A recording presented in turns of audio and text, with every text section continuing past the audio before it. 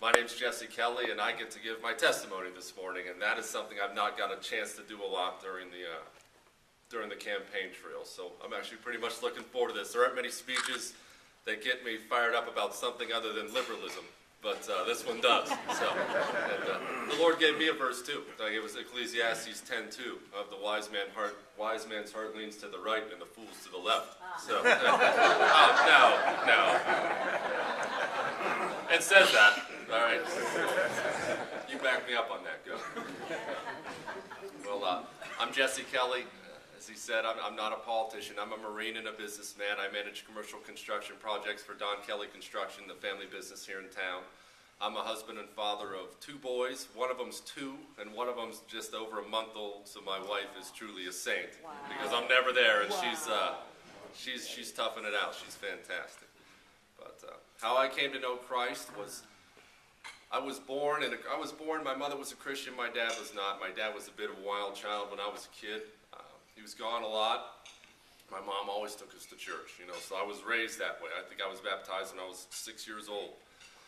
And came up that way, but for me it was more of a, church is kind of boring type of thing. I mean, one of the elders in our church when I was a kid gave my mother an oak paddle that he made for me. I'm not making that up. And he actually said the words, "This is to save your son from hell."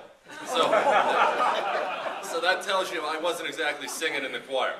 All right. But I was raised up that way, and it was more of a traditional thing. It was, hey, let's go to church, tough it out, be bored for an hour, get home and get dirty. Really fell away from that about towards my late teenage years. There's no question about that. Just always knew the truth. Once God gets his hands on you, he never lets you go. He's always tugging at you, bothering you all the time. You can't go out and do anything without him telling you, is this what I want for you? So he was always tugging at me, but I did the best I could to walk away and go out and just do my own thing, try to have fun. Like there's any fun or peace apart from God, which there's not. Why do we always have to test that, by the way? We constantly have to test that theory and then come back. But either way, walked away. Went to a year of college after high school, went to a year at Montana State University. I did not like the man that I was at the time. I was 18, 19-year-old kid, and I knew that by 39, I was not going to be a good human being if I kept along that path. So I started looking at myself and some things that I wanted to do with my life, and I started looking at the United States Marine Corps. I thought that I've always viewed service to the country and the military as the highest honor you can have. I thought there's nothing greater, even dying for your country, there is no greater honor. So, and I also thought I needed to improve myself as a human, and I thought the Marine Corps would help me do that.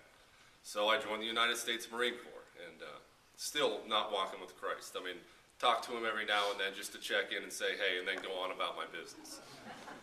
So eventually 9/11 happens, and we're sitting in a barracks room, and we get word, we just got back from PT, that's Marine Corps word for exercise in the morning. We get back, and we're milling around getting ready to start the day, and we get word that there's a big hole in one of the Twin Towers. And this is at the time, we didn't know this was a terrorist attack at the time. We didn't know what was going on. So we all piled in my barracks room, and we sat down, and we're watching this whole thing, and trying to figure out what's what. Did some pilot fly off course? What's going on? And then, a barracks room full of infantry Marines watched as another plane live flew into the side of the building, the second one. And then we watched as they came down. And you want to talk about just tears of anger, tears of rage, and not understanding how anybody could do that to this country. It was, I'll never forget that day as long as I live. We were ready to go. And we got called down that day. Our battalion commander said, I don't know what's going to happen, but pack your bags and be ready to go. Well, fast forward to obviously a little bit later, and we're in Kuwait. Our unit got called over to Kuwait. We knew that they were getting ready to prepare to declare war. So we're sitting there in Kuwait, and you're doing all this pre-combat training. This is right before war was declared. You're doing gas mask runs. You're doing all these things. Well, finally, word comes up about a chaplain's doing a service on Sunday morning. And we get, no one tells you anything, but you get word that it's coming soon. You feel like any night they're going to come wake you up and say, hey, pile in the tracks, let's rock and roll. So I went. I don't even know why I went. I hadn't been to church in probably every time I came down to visit my parents down here was the last time I've been to church. But on my own, It'd probably been a couple years at least.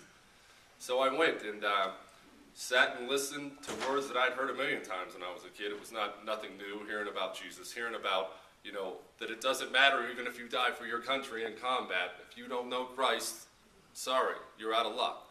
And never have words hit me like that before in my life. And all the nice churches I'd been to in my life, all the great pastors I heard speak, it was a chaplain in a 120-degree tent in Kuwait that really hit me like nothing else did. And so right then I went back, I slammed on my knees, I started reading my Bible, I gave my life back to Christ, and sure enough, about 2 nights later, we got woken up in the middle of the night. Hey, get your bags in the truck, let's rock and roll. So we went up, and honestly now, I'll spare you any combat stories, but my time in combat was maybe the most blessed time of my life as far as relationship with Christ goes.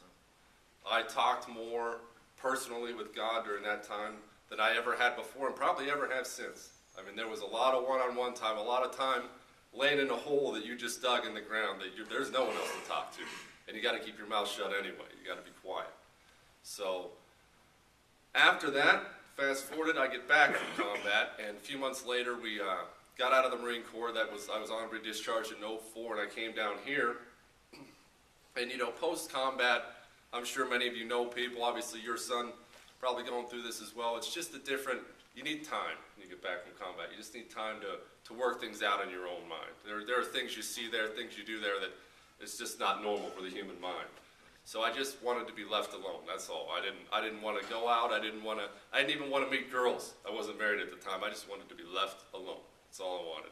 So I would go back to my apartment and I would just shut the blinds, turn off everything, and I'd just sit there by myself and talk to God. And started getting involved in a church here locally, and then I really began growing in Christ. And that was, again, some of the most blessed time in my life. That's when I think God opened me up there to say, hey, I need help. I need some healing here. I need your word. I need your help. And man, did he help. I mean, he saved me. So that's my story. That's my testimony.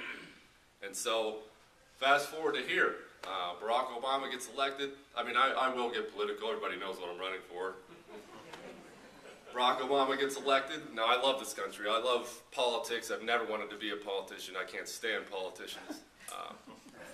But I knew what his election for this country was going to mean. I knew daggone well who this man was, what his background was, and what he thought of this nation. Sure enough, he gets elected, and he starts chopping through this country like he has an axe in his hands. And he signed that stimulus bill into law. And I'm watching the TV like so many of us do, and I'm yelling at the news, and my wife's rubbing my shoulders and telling me to turn it off already and that kind of thing. And I feel something tugging at me, and I'm like, no, God, come on, don't bother me. I got a good job, please. And he keeps tugging at me. And I'm like, oh, gosh, all right, here we go. And so my wife and I, we start praying, and we get with our elders, we start praying of, I want to do something about this. And I'm trying to separate it from just basic anger for love of this country to a real passionate fire that's burning. And God keeps telling me, yeah, do something about this. So, sure enough, a year and a half, we decide, hey, we're going to do something about this. Never run for office before. We come right out of the gates and start running for United States Congress. So no one can accuse us of starting small. And that's back in the day when, Gabrielle Giffords was the unbeatable. $3 million, it beat her last 2 opponents by 12 points. It'll never happen. Oh, who's this guy? What an idiot. Go away. Here we are less than 2 weeks away. We might win this thing. So, and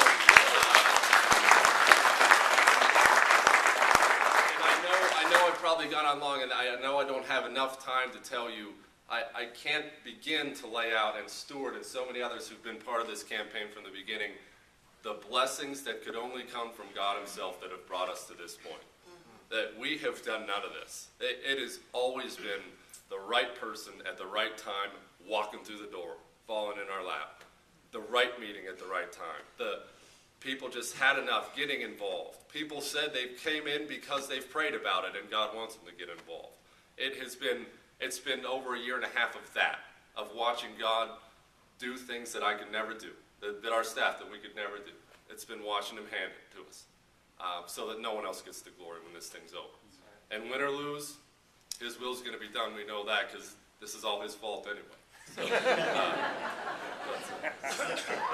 that's my story. I don't know the format for the questions going from here, but I'll hand this over to, I guess, Mark. And I'm Jesse Kelly, and thanks all for hearing that. I haven't got to tell that story too many times, so thank you.